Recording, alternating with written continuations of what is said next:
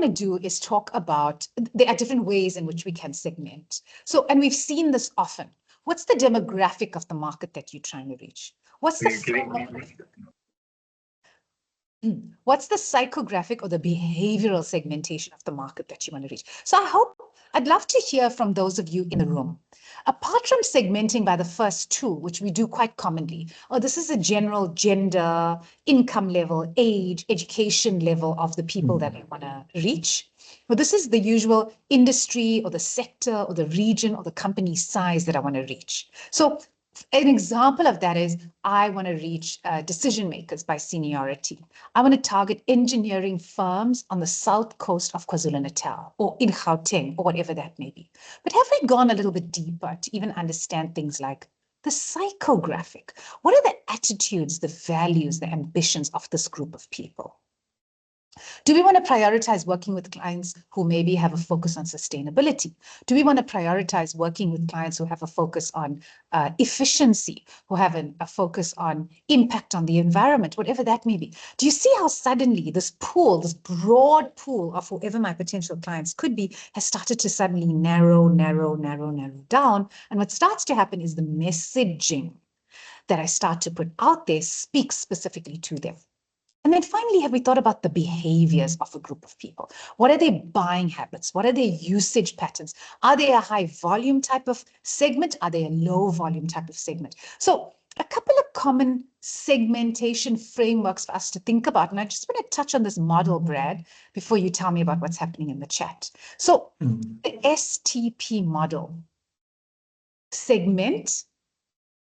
So I've done the segmentation. I now understand a specific group of people that I want to be talking to.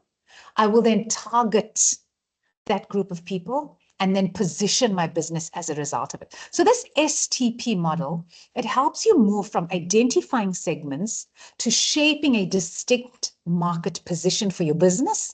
And as a result of that, a distinct market or community around your business or your brand. How does that sound, Brad? Yeah, I think, you know, from working with the audience for some time, I think the big thing is that, you know, a lot of us have been in this industry for a very long time. So we will always come from a positioning that we know this market really well. But what we are saying as marketers is that built out of assumption? Is that built out of history? Is it accurate? And we understand as marketers that industries evolve, and they actually do it quite quickly. And a lot of companies tend to stay stuck in a specific space and a specific understanding. And that is kind of why I really wanted you on this session, because I think that you're really, really good at understanding the importance of segmenting, targeting, and positioning. And if we, any stage of our businesses, we should consistently, regardless if business is good or bad, sit back and go, how's our audience doing? Are we speaking the same language? Is the solution still relevant? Is this market shifting, and where is it shifting to? So I think this really, really is such a simple but important way of highlighting the importance of segmentation to guarantee the future of our businesses. So the chat's quite quiet for now, but I'm sure it'll pick up a little later. But that's the key points that I've picked up, kind of knowing the audience and assuming some of the discussions that the audience would probably have after the session. Thanks, Brad. Thanks for sharing. And you know, that context is really important that you share, because some of us may have legacy businesses that a generation above us started. And the world that they operated in is vastly different to the world that we're operating in. Forget even legacy businesses. If my business existed pre-COVID, the world changed drastically in the last 4 to 5 years. So that segmentation becomes so important as the world evolves, and as a result of that, the need for our businesses evolves, or the need for the product or the service that our business provides evolves. And it was interesting because even in this event I was saying to you, I spoke at this morning, someone came up to me to talk to me afterwards, and he said, oh, you know, Raksha, and he's in the engineering space, and he said to me, you know, you talk about a niche and segmenting and positioning yourself to aspire to a niche. So he was talking to me about the fact that he supplies a very specific high-end brand of engineering components to an industry. And he said now he's actually thought about going to find the cheaper China equivalent, because he's just so tired of competing on price. And it's actually such a small niche market that he needs to work with. And I really sat with him and said to him, let's turn this on its head. Actually, is it not the most wonderful benefit that you can position yourself as a higher end, more quality, valuable product and service a smaller pool of clients, but service them well and demand a higher price as a result for that? Or do you want to go and get cheaper China and then compete with hundreds who are also providing cheaper China products? So it's really a little bit of a shift in thinking to truly see where the opportunity lies and how you want to position yourself. So, an interesting point there. And thanks for that context there, Brad. So when we talk about the dangers of stereotyping in segmentation, and Brad preempted this already, when he's speaking about assumptions. So sometimes we make assumptions, and it's exactly what Brad is saying. Our assumptions may come from something that was a legacy in our business, something that used to be there years ago. So sometimes, and I find this so often when I'm coaching entrepreneurs, the surface level traits. Oh, 3 of my clients say this, so that must be the reality for the whole industry. Or generalization. He said that, and I really admire him. And so the whole industry must be thinking that. So we really have to validate the assumptions that we've made around our markets and segmentation. So there's an over-reliance on surface level traits. Example, old-schooled engineers don't use digital channels.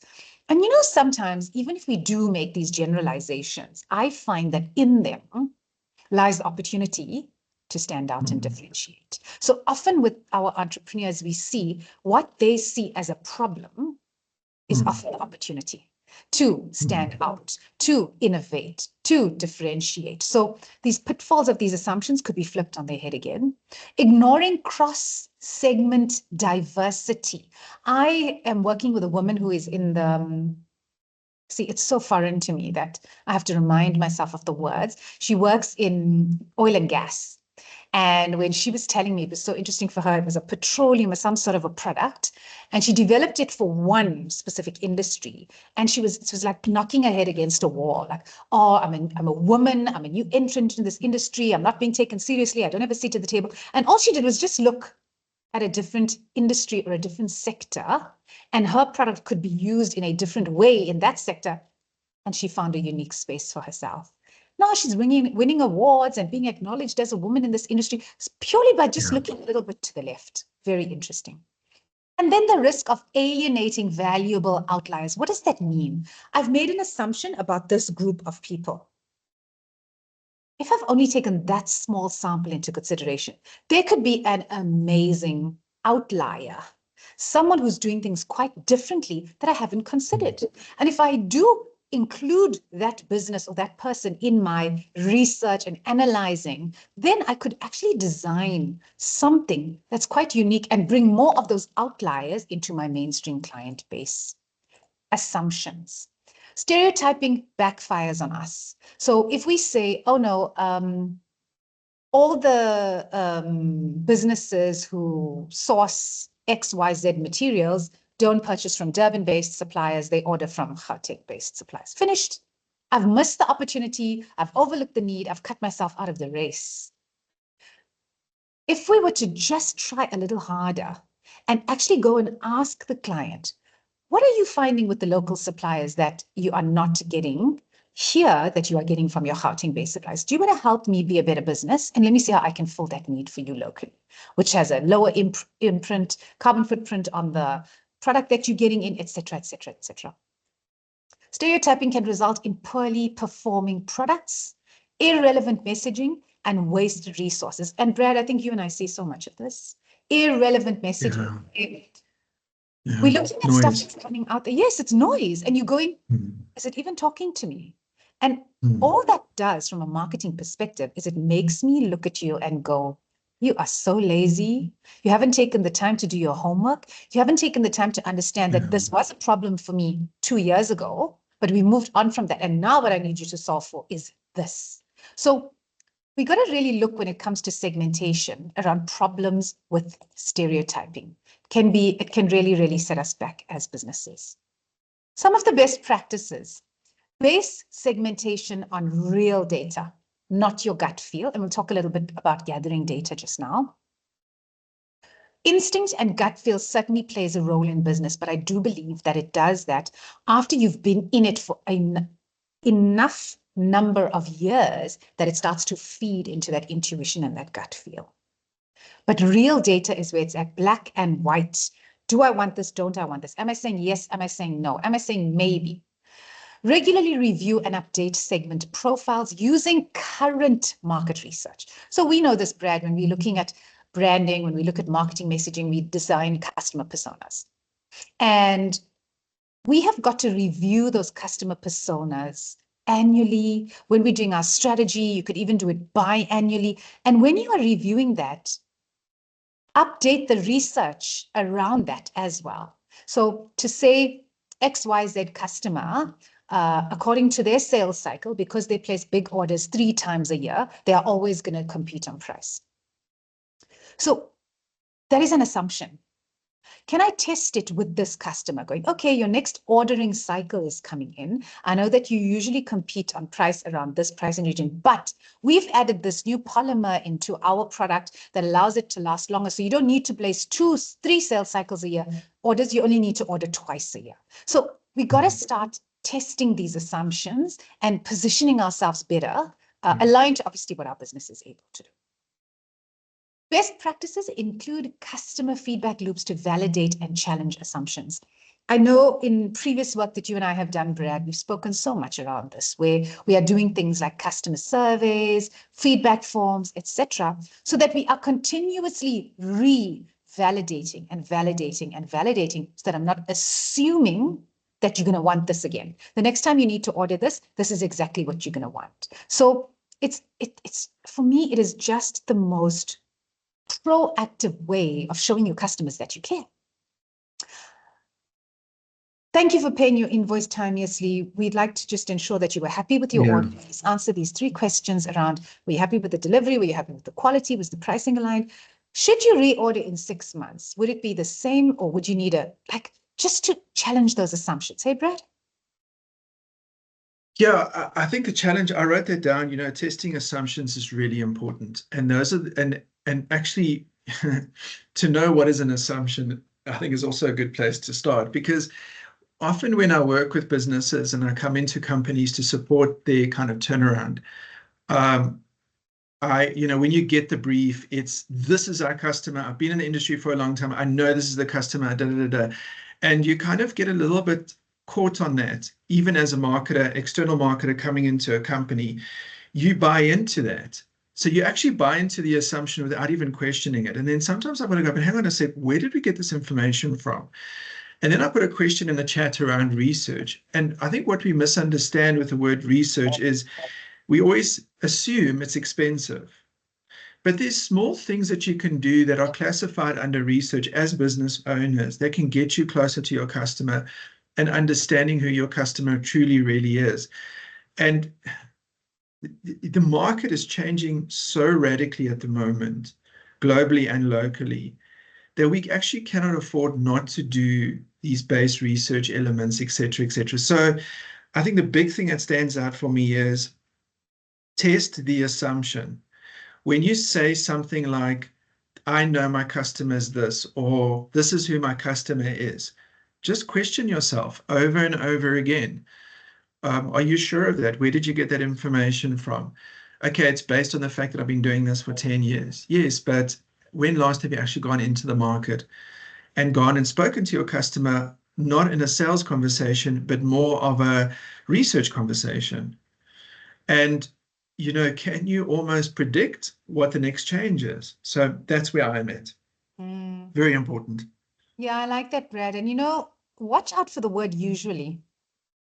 They usually do this, or usually they ask for that, or usually the price comes in at that. Like, watch for little tricks and triggers that feed in to the assumptions that we make as business owners. Nice one. I really like that point. Let's look at segmentation in manufacturing. Unique business to business and industrial considerations. When we are looking at segmentation here and we're looking at closing deals, let's have the reality check that the decision maker often isn't one person. The decision maker is often the procurement department, engineering, and operations. And when we are positioning our businesses in a specific way, it needs to speak to these groups of people who form the decision-making groups. You know, often when we put marketing messaging out there, it's very one-dimensional. So we need to show all the different areas of the value that we can add across the various audiences. Purchasing cycles and contract sizes vary widely. I don't need to tell you this in the room. You understand this. Many of you have been in business for many years.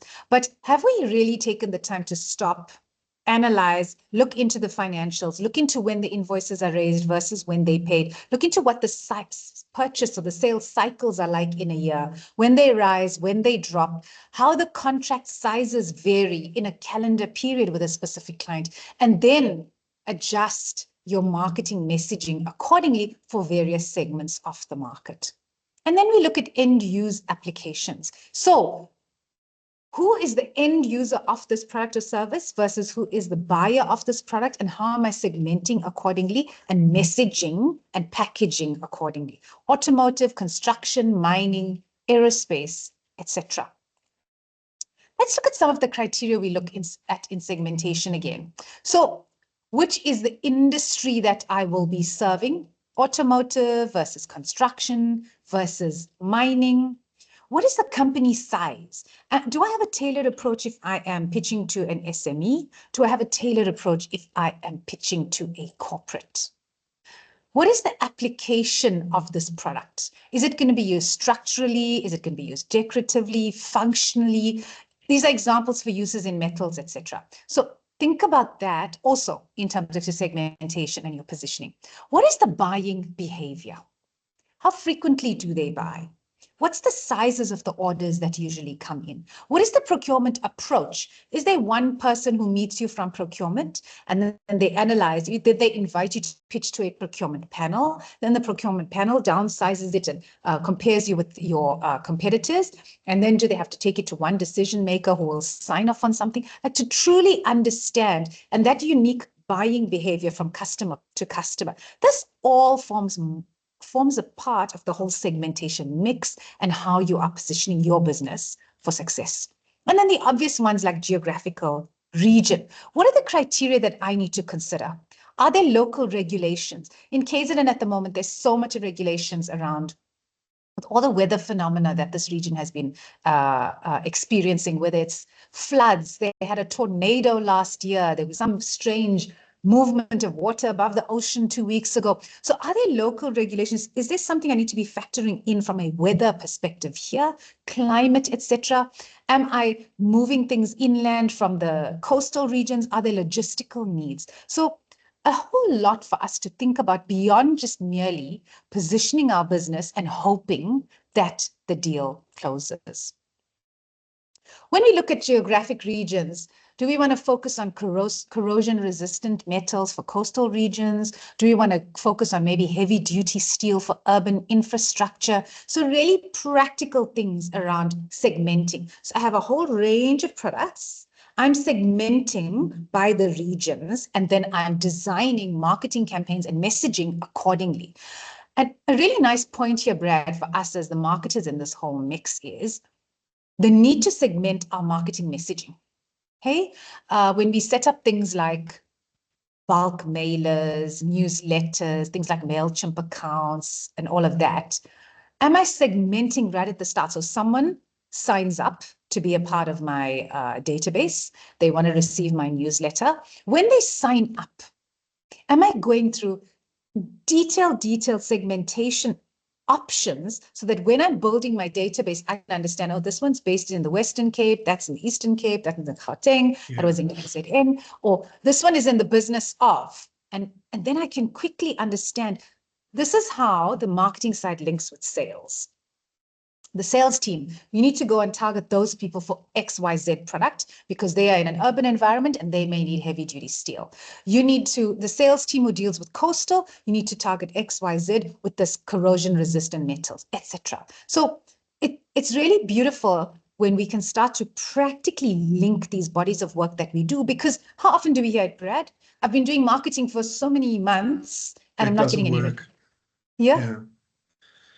I mean, I had that today. I was sitting with a client who runs Google Ads, and they actually were pretty resistant to our involvement by saying, well, the Google Ads are working because we're getting a lot of clicks. And I was like, okay, let's have a look at, first of all, are those, is that going to translate into a sale? Is this a marketing or a sales platform? And I think when we assume our customer, we also assume the marketing platforms that we use.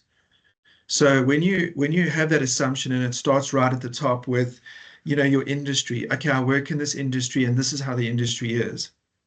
And we're not saying that you could be wrong, because you do sit on a lot of truth, but maybe the assumption is not the industry, but it's maybe who you are selling to. Maybe that is shifted in the industry. So maybe it's a component of your target audience that has shifted and you haven't realized that.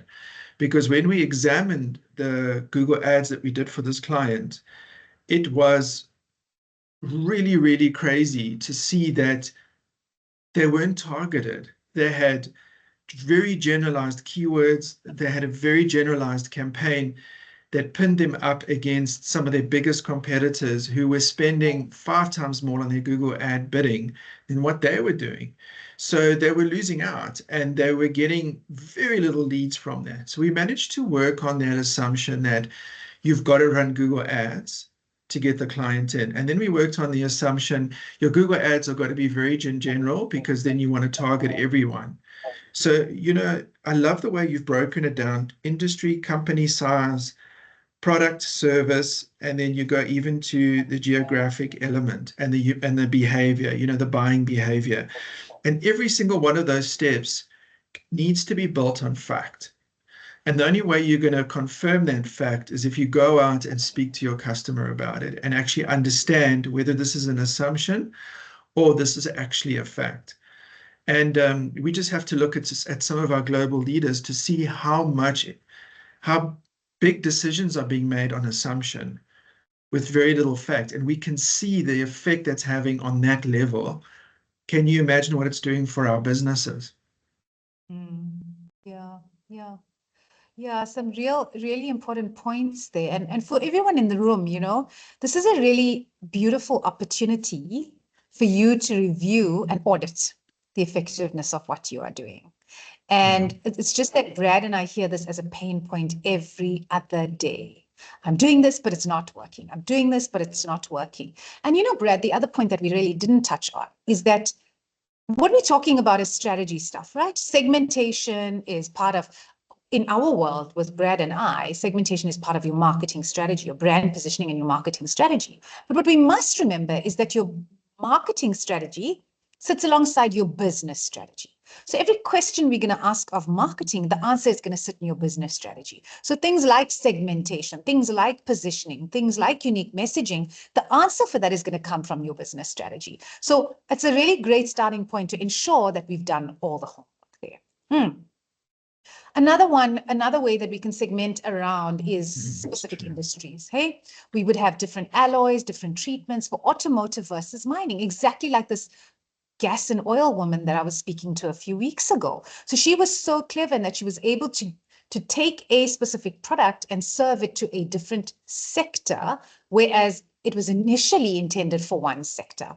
I'm not going to try and use the names that she shared with me because I don't want to butcher it, but the thinking is, if there's something like that happening in your industry, have we made an assumption that it's still relevant for this industry or sector when maybe a bit of an edit may be needed? So some approaches for the metal and the B2B sectors, segment basis on things like industry. So is it for construction, automotive, or energy? Things like the actual product application. Well, is this going to be used for things like sheet metal, for castings, for fasteners? We spoke about the buyer frequency. Is this an OEM who would be purchasing frequently or more of a project-based customer?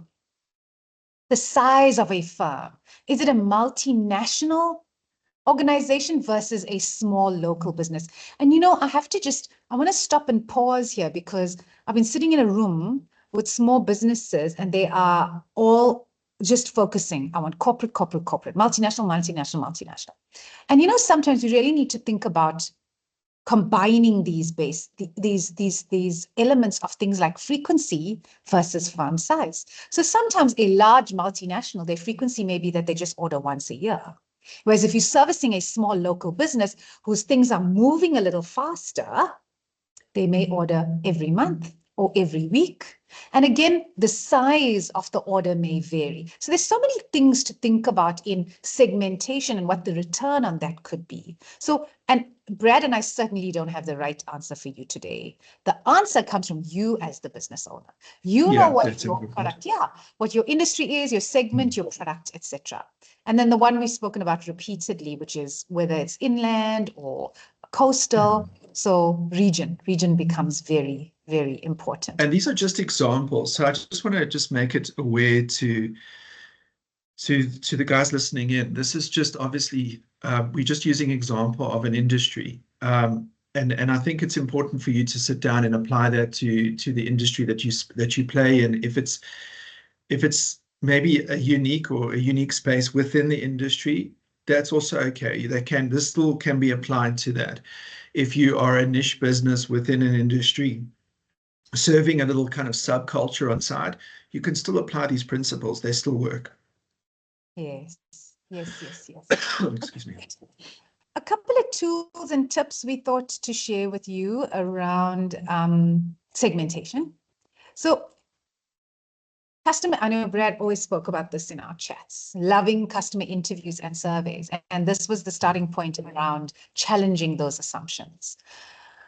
For me, and I mean, because we are brand and marketing people, we interact with, experience, and consume the world through the lens of brand and marketing. So when someone does this for me, I'm never in the experience of filling in the survey or doing the interview. I'm always in the marketing hat of, wow, how does this make me feel? So you want to find out things like their purchase criteria, what their pain points are, what their desired outcomes are. And I have to tell you, from a marketing perspective, the feeling that's created around this is just so beautiful that says, we care. We care. I'm not making the assumption that what I did for you last year is still relevant this year. And even if it is, let them tell you that. No, Raksha, you don't need to change anything. It's working beautifully. Stay where you're at. I understand there may be annual increases. Inform me of that timeously. Even that, I mean, how beautiful. A service provider of mine was having an annual increase and she gave me a 3-month notice period. And I just thought, you care so much about me that I can now rejig and balance my monthly budget and make the decision on whether I can continue using you or not. Yeah, so true. So how really important. And I mean, there's a fine balance here. So, I mean, we are all busy people. We all have a lot coming in on multiple inboxes and social media streams, etc. So you don't want to add to people's to-do list if you don't have to. So I'm not suggesting we do this every month or every week, but at comfortable intervals that's relevant for your industry or your sector. Is it common practice? Like if the fuel price goes up, does that have a ripple effect on what you supply as a business? And is it advisable for you to run some sort of a customer survey interview check-in because something is going to shift in your business? So periodically you could align your check-ins with that. Is it a quarterly thing? Is it an annual thing? Is it a biannual thing? But it's really beautiful because I think Brad, you mentioned someone was asking about research. This is one of the ways to get that closed circle, customer-focused research in by doing interviews and surveys. There's gold that sits in your sales data.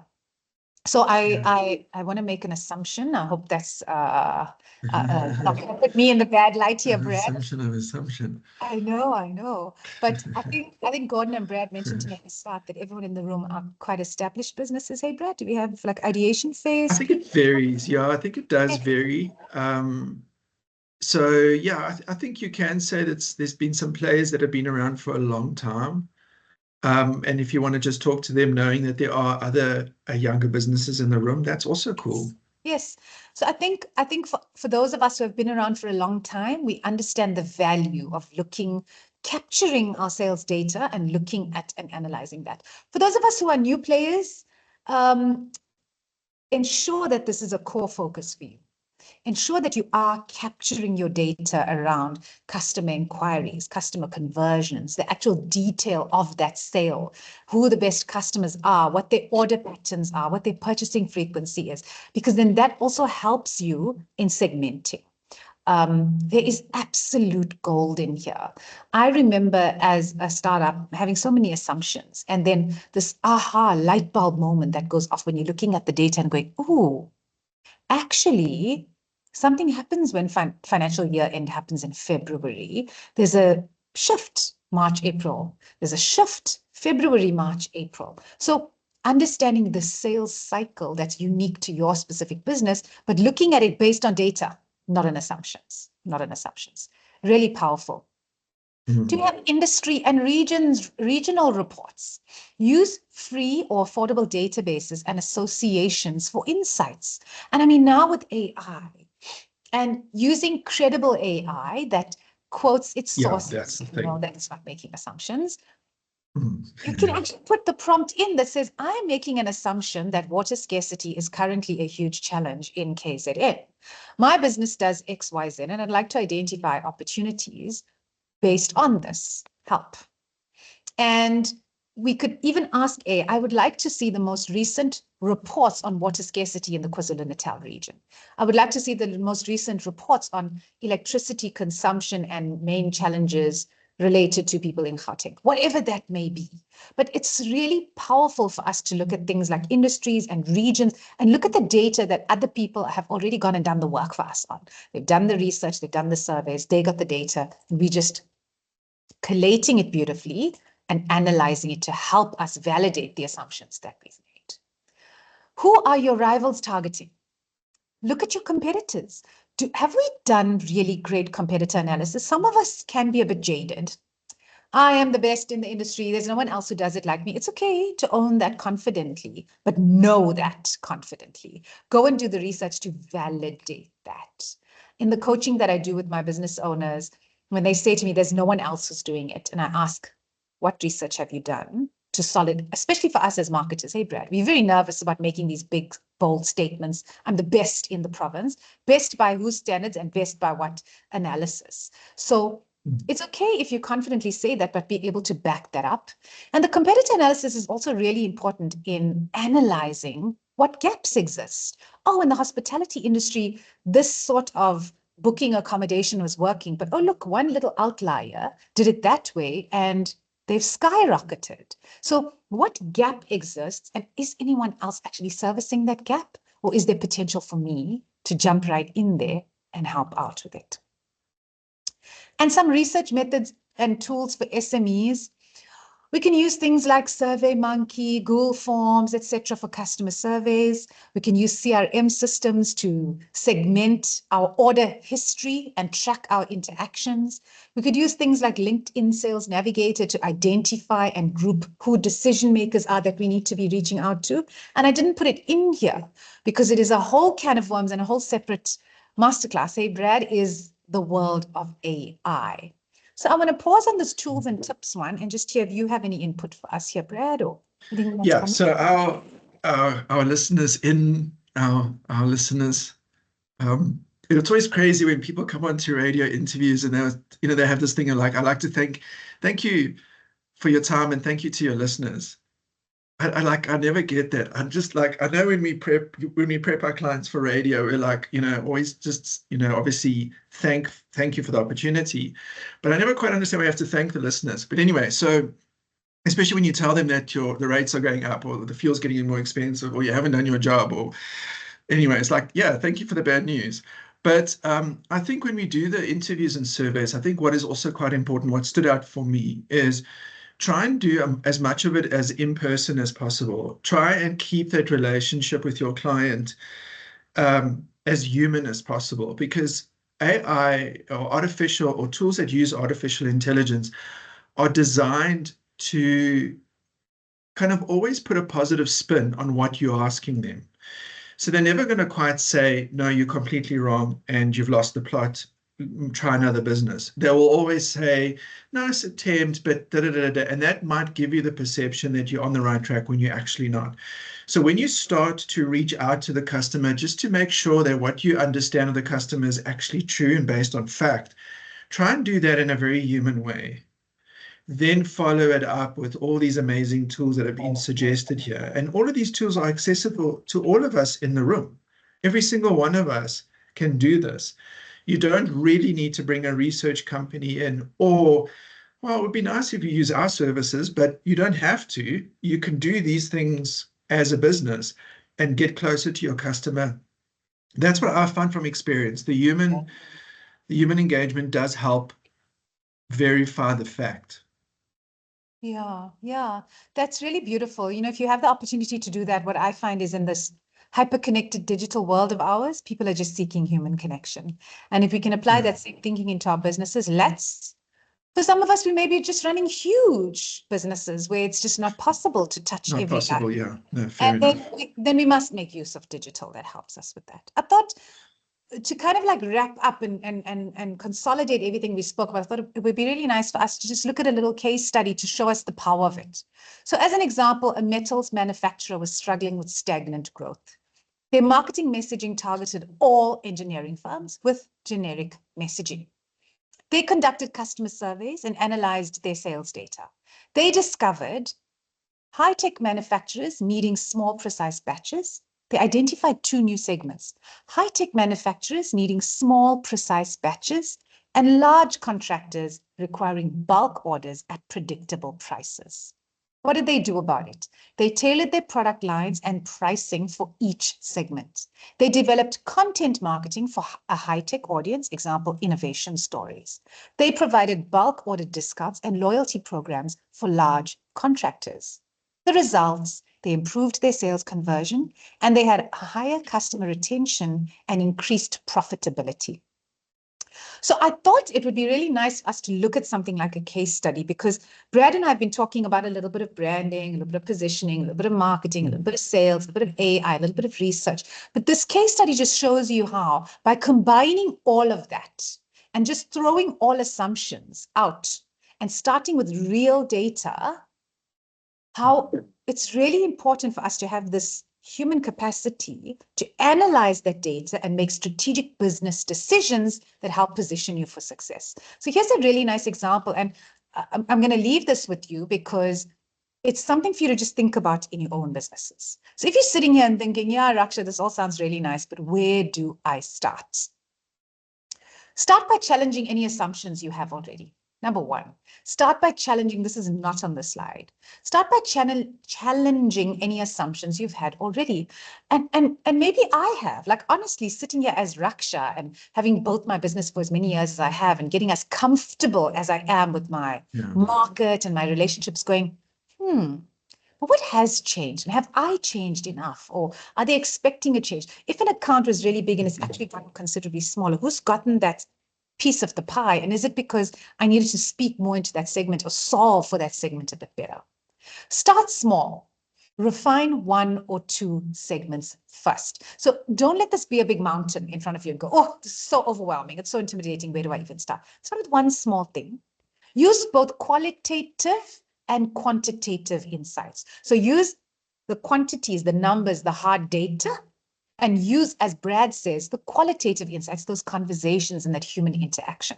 A nice combination of both is really important. And then make sure that you are reviewing your segments every 6 to 12 months to catch it when the market evolves. So every 6 to 12 months, don't make that assumption. Go back and go, is this a problem for this market? Is this something that needs to be solved? Am I taking a pain point away? Am I adding pleasure in something that needs to happen? We exist to take pain away or add pleasure. Is this no longer even a consideration for this business and they've moved on to something entirely different? 81% of executives say segmentation is crucial for growing profits, because when you know exactly who your customers are, you can tailor your value to exactly what matters most to them. And that's the key. That's the gold in successful businesses. I feel like you are speaking to me specifically. You understand how my problem evolved from XYZ last year to ABC this year. And wow, you are on top of it before I was fully even on top of it. So there's actually no one else I want to solve it for me but you. So the business is yours. So I wanted to leave us a full 10 minutes, Brad, Yeah. for a Q&A. And just say thank you for giving me the platform. And I'm hoping that the little bits that we got to chat around, you know, Brad, this is a huge topic.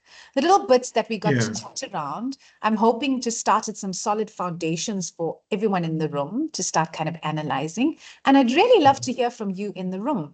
Have you delved into this area of segmentation? Is it something that you're feeling quite confident around? Is it something that you're feeling you may need a little bit more insight or delving into?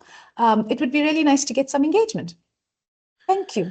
Yeah, thank you so much. And I'm glad you left your details there for anyone to reach out. And I know that you're prepared to give up, you know, a little bit of a conversation with someone if they just need a bit more information. I know you're quite approachable. You do a lot of work with me. So we really appreciate that you've given up your time. And I think, again, what for me is really important is, you know, assuming you know your customer could be where the problem sits. So if you're not kind of reaching the sales targets that you want, if you're not achieving your strategy objectives, you know, go right back to the beginning and just challenge everything you know that you deem as fact, because it may not be fact. And also something that Raksha said that was quite important for me was, you know, that assessment cycle every 6 to 12 months, you know, that kind of just re-looking at everything was really important. But sometimes it might not be the customer that changes, but it might be the way the customer wants to be communicated to that changes. So, you know, a couple of years ago, where a mailer was a great idea and everybody was jumping on that bandwagon, mailers are difficult to land with customers and get them to engage. Nowadays, if your mailer has a 30% engagement rate, that makes it a very strong and good mailer. But just think, 30% is a very, very low percentage. So out of 100 people you send out, only 30 people have engaged with your mailer. So that really eliminates the opportunity to speak to a bigger audience. And there are a lot of social media platforms that are shifting and pivoting, and customers are dropping and re-engaging or looking at new ways to communicate themselves. And you can jump into that space where very few of your competitors are playing by just going to your customer and saying, I really want to talk to you once a month. How do you want to hear from me? And let the customer say, you know, I'd appreciate just a WhatsApp check-in. Great. At least I know, you know, and then adjust your marketing and your sales strategy according to that. So yeah, I think that covers everything. The other thing that I picked up is just the word assumption. I think is really important. I think we do assume.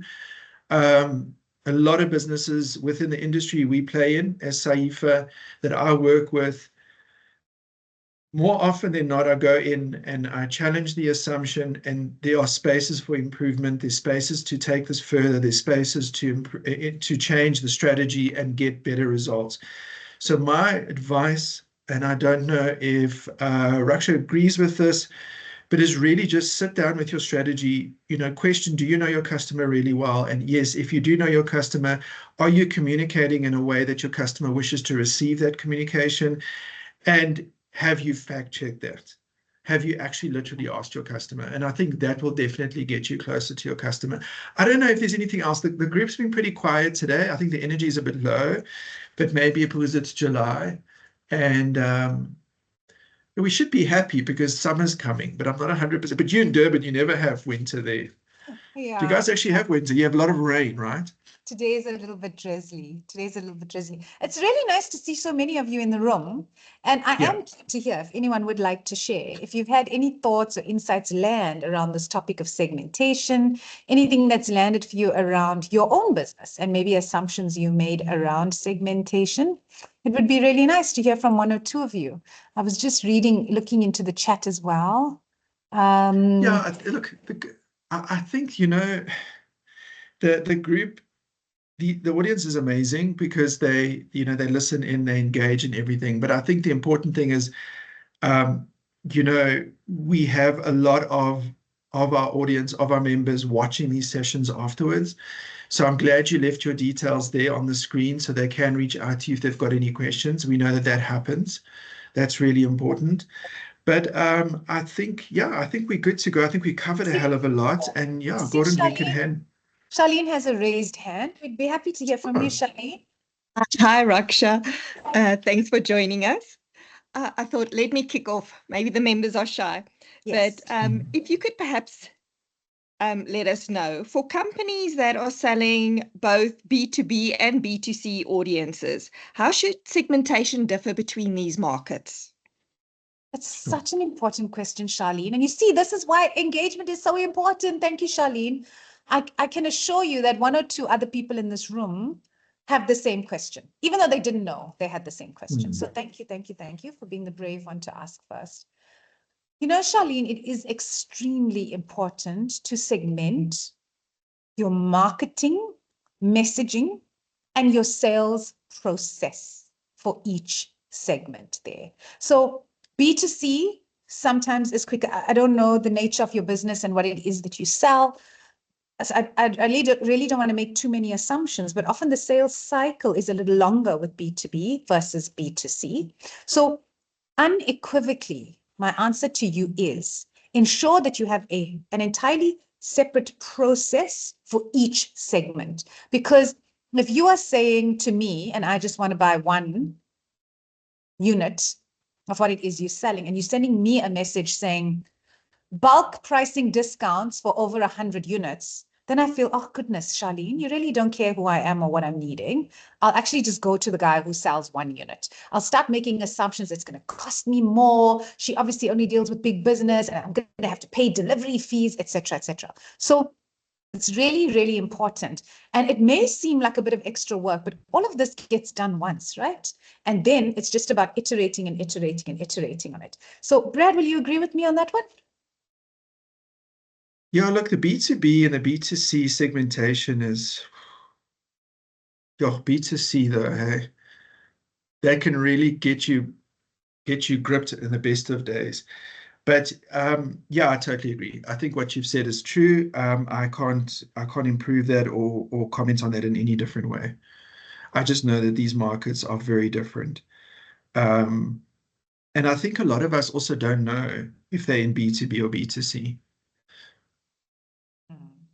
I think that's the biggest issue. I think you've got to really evaluate, are you selling to a business or are you selling directly to a consumer? Because you may be selling to a business, but in fact, you're actually selling to a consumer and you're approaching it as if it's a B2B, but it's actually not. I've come across that quite a few times. And, that is just an evaluation you can do, a very quick evaluation you can do in your business. But yeah, I think I agree. Yeah, Charlene, I see you still unmuted. Did you want to add? Yes. I just wanted to find out, how would you then align sales and marketing around this different segmentation strategies?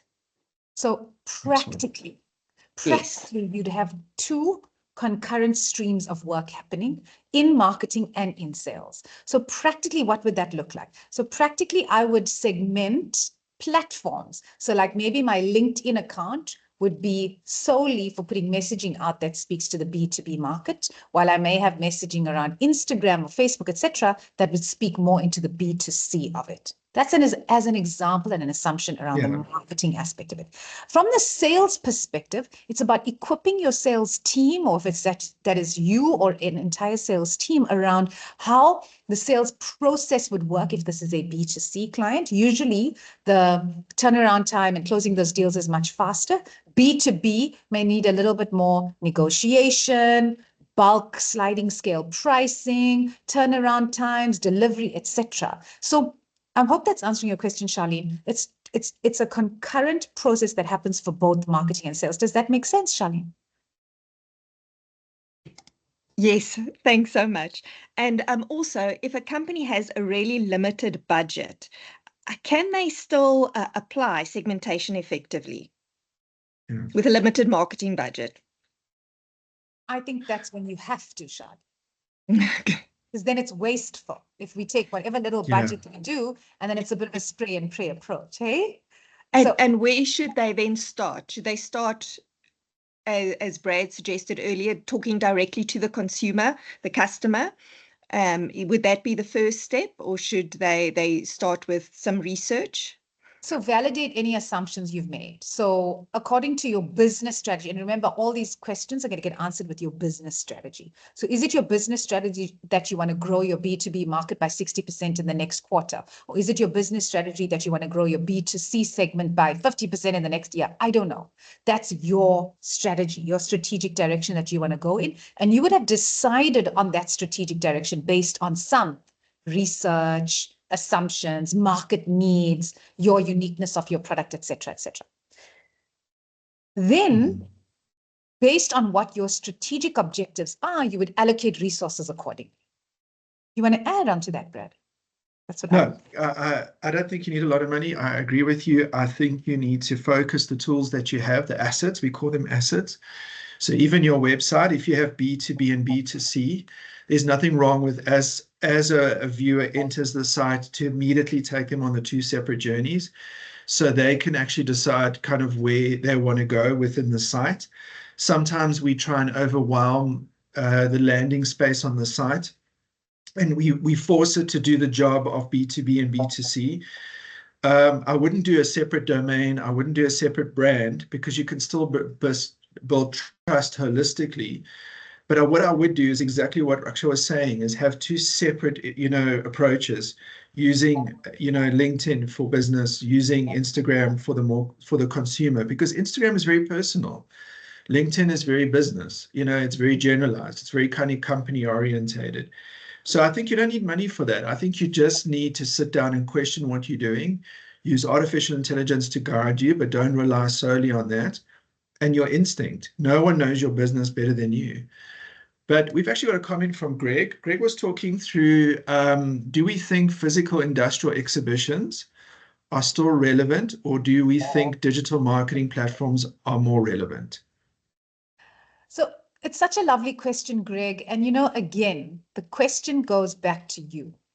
What industry are you in? What sector are you in? How is business done in your sector? So I've been working with a solar company for a few months now on a retainer running their digital marketing. And they are bringing in solar products into the country. And they are not a retailer, they are a wholesaler. So they sell these really high-end solar products for huge establishments into resellers and installers. Most of their business comes from attending physical alternate energy exhibitions across this country and the continent. So we're running all their social media, just building their brand presence in the country, just so people know about this brand and ask for this brand. But where they get their orders from is in that sector, in that industry. Everyone knows you've got to be at this show, you've got to be at that show, you've got to have a stand here. And then you build your presence and he comes away with closed deals. So sorry, it's not a clear answer, Greg, but it's about doing your research for your industry and your sector and knowing how business is done. But I think I wouldn't be a digital marketer if I didn't say never take your foot off the pedal on digital marketing and just consistent brand awareness. Sometimes it's just the basics. I mean, it's just the 2 posts a week on LinkedIn, focused on a message your customer wants to receive. Keep the personal touch. That's free.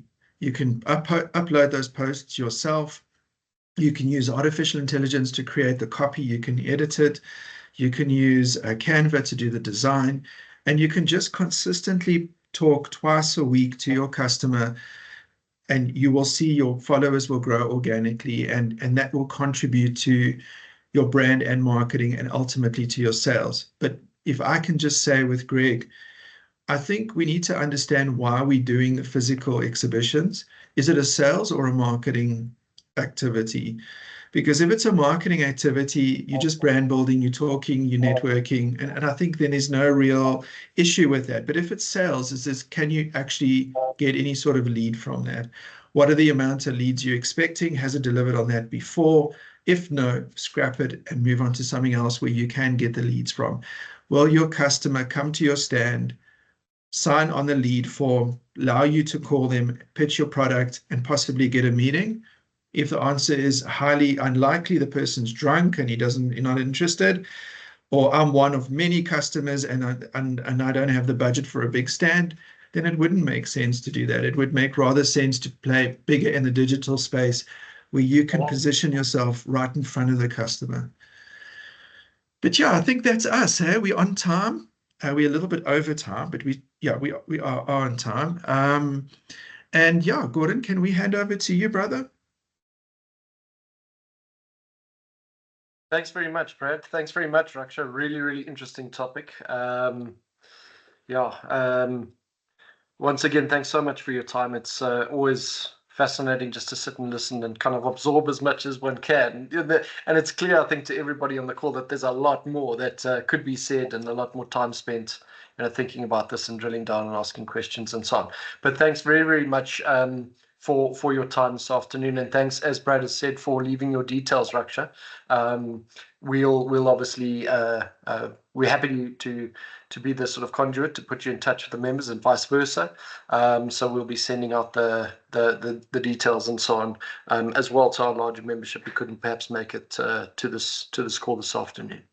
But thanks very much. Really, really informative. Great talk. Thanks so much, Gordon. Cheers, guys. Have a great time. Thanks, everyone. Bye now. Cheers. Bye. Bye-bye all.